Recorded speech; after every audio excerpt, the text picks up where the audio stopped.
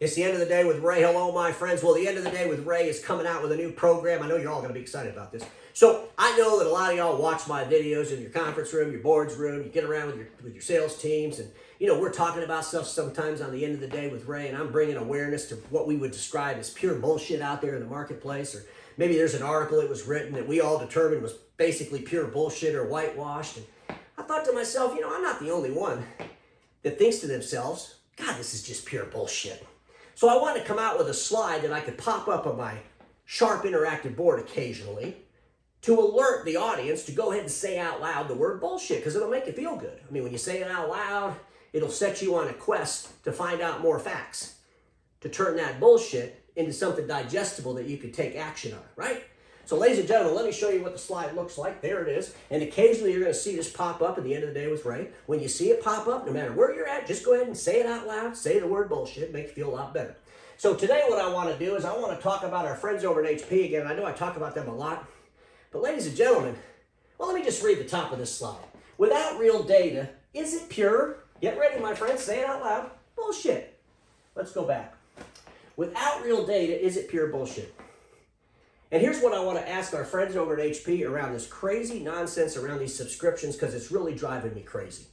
Because they publish a lot of nonsense about it. They've sold 10 million subscriptions from Enrique Loris, their president's own mouth. What does he say? Since 2018, HP has had 4 million, then 5 million, now 10 million.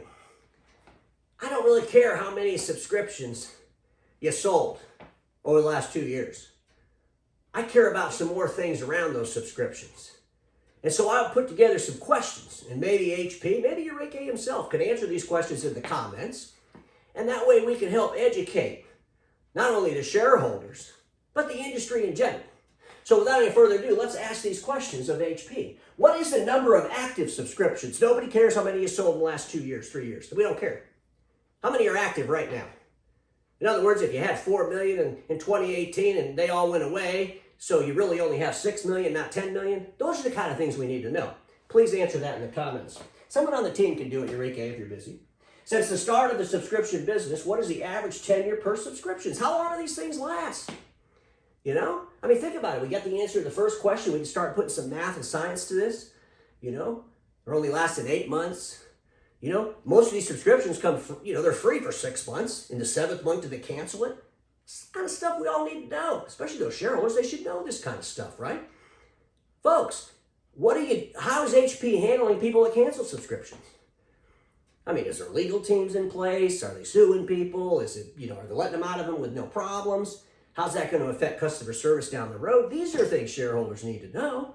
Maybe they can answer that in the comments below. What is the revenue produced through subscriptions? A few weeks ago, maybe last week, I did a video and I was talking about HP's revenue because they kept talking about how fantastic their quarter was compared to last year's quarter during a global pandemic. Remember I said the hobbled mule kind of thing? 20% growth. And when you compared the numbers of print to 2018, it was basically the same amount of money, 5.3 billion, 5.3 billion. So of the 5.3 billion, the question for HP is how much of that revenue is from subscriptions? Is it $1,000? Is it $10,000? Is it $200 million? What's the number? The shareholders would want to know that. They'd want to see the growth per quarter in the revenue. They don't care about how many you sold, where the first 6 months are free and then maybe they don't renew them. They want to know about the revenue, the future of that revenue. That's what they're investing in, the future. It's just crazy stuff. But again, maybe they can answer that inside the comments. What is the breakout between ink and toner subscriptions? What's the breakout? Are more people using them on ink and those are lower volume customers than the toner? I mean, these are just good questions. Maybe they can answer it in the comments. What's the average oversubscription charge? So we know a lot of these subscriptions, they have a base, a minimum. Well, what's the average overages for those? When the people get the bill for the overages, do they cancel the subscription? Do they keep paying it? I mean, these are things we need to know. If I was a stockholder, that's what I'd want to know, right? God, how does this affect the future of HP if people cancel when they get the big overage bill? Because folks, like I said, regarding subscriptions, without real information to analyze it, isn't the proclamations just pure, say it out loud, bullshit? Now I want to go to something else HP's doing. This is amazing to me. HP's coming out with a bond issue. They want people to invest. You can't even make this up. So let me just read. What they want you to do is they want to help get people to help them invest so they can be a more sustainable and just future. HP, they want to be a more sustainable and just future. They care about the environment. They want to get some investments in there. We all know what a just future is. That means you're going to hire the right people. You're going to add diversity to your mix. You're going to, put leadership. You're going to have your business look like the real world outside your business. Those are fantastic things, but I don't know why investors have to help you do that. I mean, maybe HP is going to go out and hire some really smart human resource people. I mean, and they need extra money to do it because they're using all their money to buy their own stock is another example of something that's, well, you know what? Isn't it bullshit if you don't really outline what you're really going to do? So here's what I want to suggest. HP is trying to get investors to invest $1 billion or so to help them be more sustainable. So here's what I'll tell you.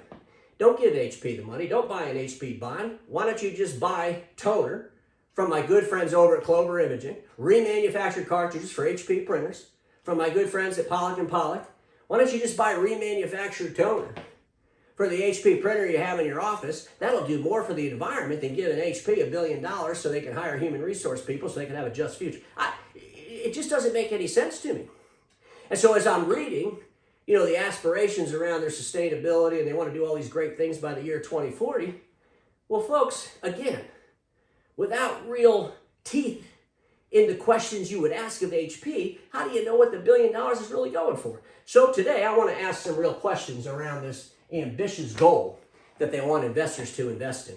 The first question I'm going to ask you, well, I got to say this again, without real data, is it pure? There's the slide, ladies and gentlemen, say it at home, bullshit. So anyway, let's ask these questions of the sustainability efforts for HP because this is very interesting to me.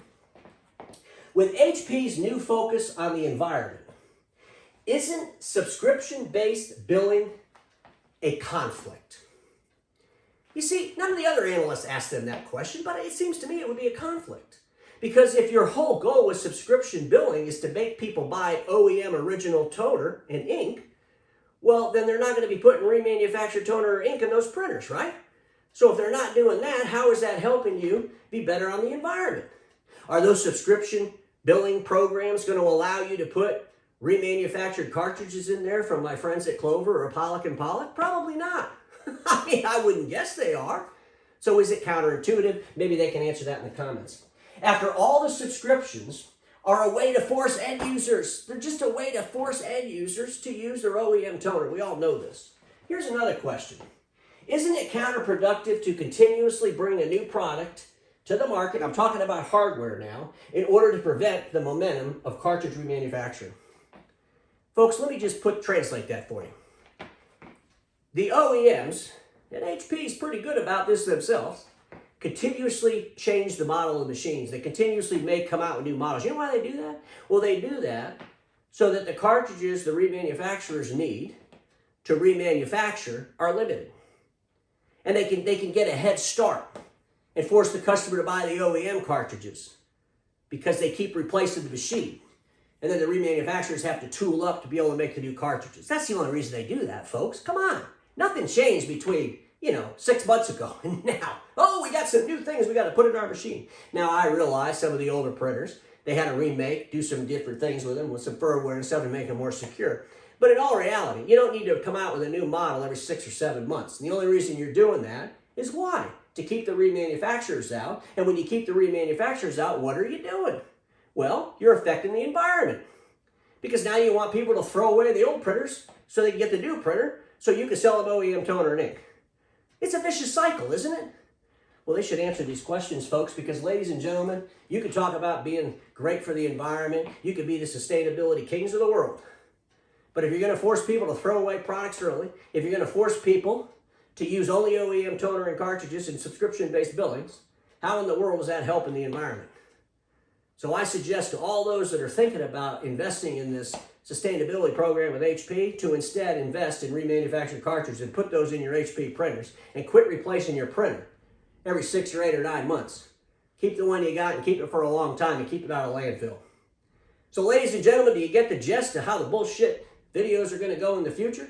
When you see the sign, yell it out loud and make yourself feel good, and then we'll all sit out on a quest to get some real data, some real numbers. Because ladies and gentlemen, we all know this. Status quo is the killer of all that'll be invented. Don't get stuck in status quo, and I'll see y'all tomorrow.